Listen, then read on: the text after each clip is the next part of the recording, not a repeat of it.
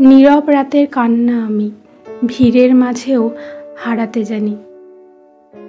সবাই পাশে থেকেও থাকে না, শব্দগুলো জুড়িয়ে শুধুই নীরবতা।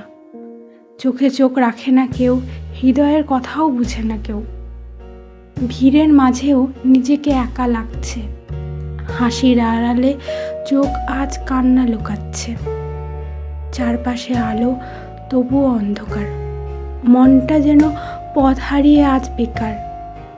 প্রতিদিন খুঁজি নিজেকে আয়নার ফাঁকে ফাঁকে।